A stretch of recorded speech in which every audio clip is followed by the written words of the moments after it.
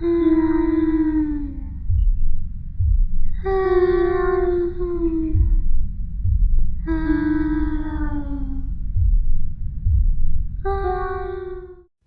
everybody.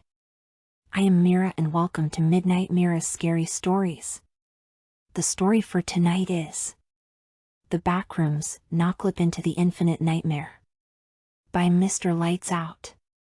I don't know how long I've been here. Time doesn't work right in this place. My phone says it's been 2 hours, but the battery hasn't drained at all. The seconds tick backwards sometimes. Other times, they just freeze. My name is Ethan Reyes. If you're reading this, I don't know if I'm still me. It started like any other night, another urban legend to chase, another abandoned building to explore for my channel. But the last door was different. There was no record of it beyond whispered rumors. No pictures, no maps. Just fear in the eyes of anyone who had heard of it. That made it perfect for me. The building was nothing special. Just an old corporate office, graffiti-covered walls, shattered windows, silence so thick it made my ears ring. I pressed record on my camera and stepped inside. That was my first mistake. The moment I crossed the threshold, my camera glitched. The footage warped. My surroundings seemed wrong. The air was thick, too thick. The hallway stretched impossibly long, shifting with every blink. Then the floor disappeared. If you like stories like this, please subscribe and ring the bell. I will be ringing the bell also when I have new stories for you. Now, back to the story. I landed hard. When I opened my eyes, I was inside a comic book shop of horrors, not because the comics were horror-themed, but because the entire shop itself felt like a living nightmare. Shelves loomed high above me, packed with comics whose covers twisted and writhed, their ink bleeding beyond the borders, shifting as if alive.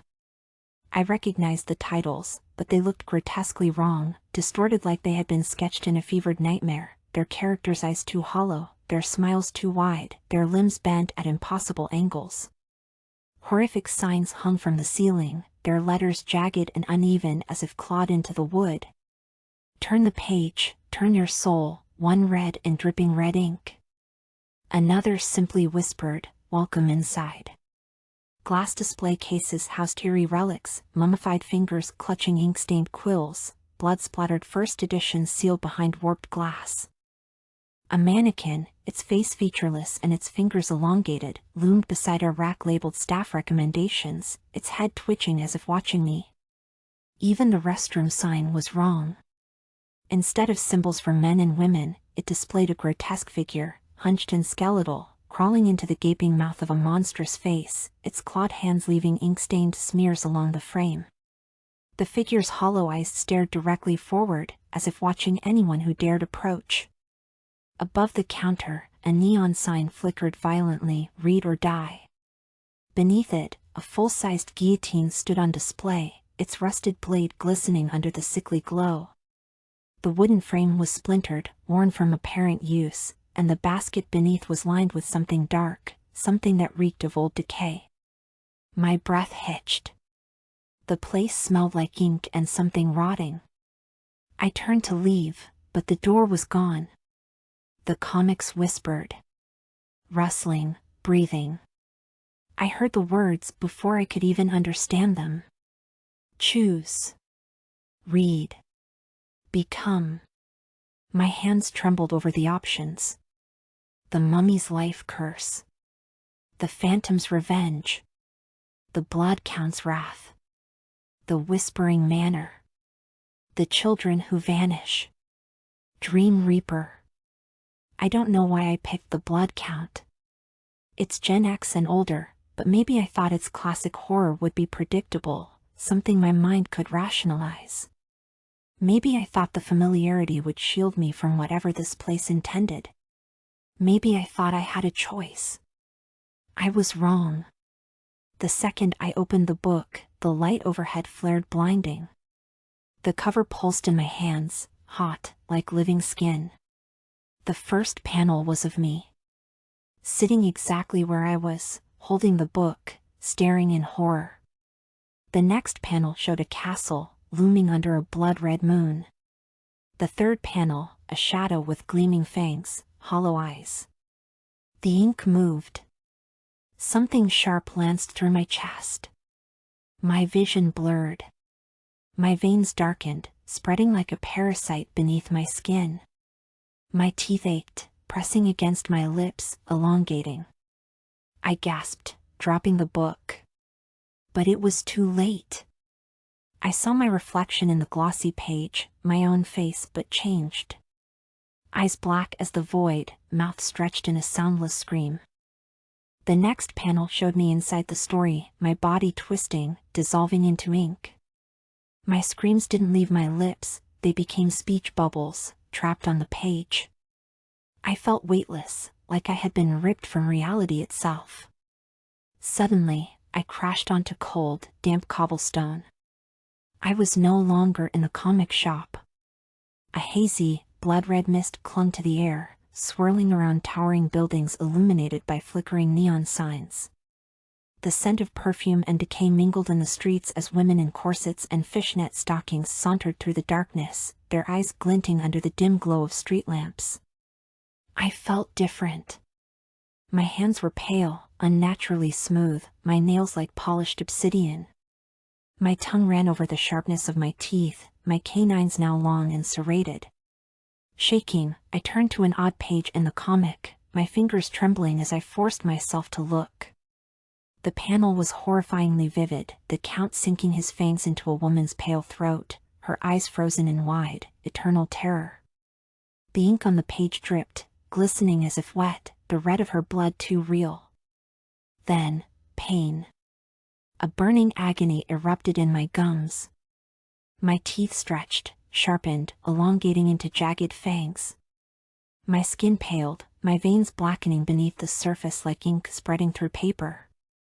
I staggered, my limbs weakening, my breath catching as my reflection in the glossy page moved on its own. I wasn't just reading it. I was becoming it. My body twisted, dissolving, my fingers breaking apart into streaks of ink, bleeding into the page as I was pulled inside. My screams never made a sound, trapped forever in a speech bubble, a dialogue written for a monster that now bore my name. A woman approached, her eyes gleaming under the red lights. Looking for company, love? My stomach churned with something primal, something insatiable. Two women, smiling wickedly, took my arms and led me into a shadowed alleyway. Their scent overwhelmed me, warm, pulsing, alive. I didn't hesitate. I was now the blood count. My fangs tore into their throats, the taste of iron flooding my mouth. Their bodies spasmed against me before going limp, their warmth draining into me, invigorating me. Then, everything snapped. I was back in the comic shop, my hands still warm with their blood. The air had changed, the shop was no longer silent. A distorted, carnival tune played from unseen speakers. The room was bathed in a dim, golden glow, and banners swayed from the ceiling that read, "Congratulations, Ethan. You did it!" The room erupted in chaos. Confetti burst from the ceiling, raining down in thick, damp clumps, each piece stained with ink that smeared on my skin. Blaring horns shrieked from nowhere, their distorted tones warping and twisting like laughter in slow motion. More signs unfurled from the rafters, curling and twitching like they were alive. A true champion of the page, one read, while another simply said, "Keep reading forever." Figures clapped, grotesque, misshapen silhouettes of carnival performers, their hollow eyes stitched wide in grotesque grins. A jester's laughter echoed from nowhere, a slow, mocking clap clap clap accompanying it. The guillotine's blade dropped with a final, ear-piercing screech. The book slammed shut again. I was free. I stumbled backward, gasping for breath. The comic lay on the counter, its cover pristine. But I would never forget. The neon sign still flickered, "Read or die." The cycle had ended. But the nightmare would never leave me. The guillotine groaned to life, its rusted blade screeching as it swung up and down, carving through the air with a metallic shriek that sent pain lancing through my skull. My heartbeat pounded in sync with the motion. It was telling me to keep reading. Silence. On the counter, the blood count sat neatly in place. The cover now featured my face, my fanged mouth stretched in eternal horror, my eyes pleading from inside the page. The book snapped shut, and the guillotine roared back to life. The carnival music blared once more, a twisted, wailing tune, and from the shadows, a clown emerged. Its face was smeared with cracked paint, its grin too wide, its hollow eyes locked onto me. Hear ye, hear ye. The show is not over. Choose your next tale, it bellowed, gesturing toward the now expanded wall of comics. I stared in horror at the new titles, Arya the Aswang Slayer, Man in Angle, and others scrawled with the name Mr. Lights Out, the horror fantasy master of the Philippines. The covers pulsed, alive, waiting. I shook my head. No, no more. The door to the shop burst open. A naive customer stepped inside, eyes wide with curiosity. The clown cackled, throwing its arm around the newcomer as I saw the guillotine's blade gleam behind him. I ran. I didn't stop to see what happened next. The moment I crossed the threshold, I collapsed onto a park bench. The air was cold. The world was quiet. I turned back toward the shop, just in time to see the customer kneeling at the guillotine, his head positioned perfectly beneath the blade. The neon sign flickered once more, read or die. Thank you. Don't forget to like and share and also leave a comment for me. I love receiving comments. Subscribe and please ring the bell for notifications. I will ring the bell also for you. Tell me in the comments if you have had any similar experiences, will ya? I would really appreciate it. By the way, I'm accepting stories for narration. Please send your stories to me. Thanks again. I hope you enjoyed the story, but beware, some tales will not stay on their pages. If you crave more horror, Mr. Lights Out has ebooks and physical books waiting for you on Amazon. Stories that whisper in the dark, that follow you long after the last page is turned. Dare to read. The Arya the Aswang Slayer series, where creatures of the night are real, and they are hungry. The Curse of the Man in Angle, a tale that seeps into your mind and lingers. The stories are waiting. The shadows are watching. Find them at the link below.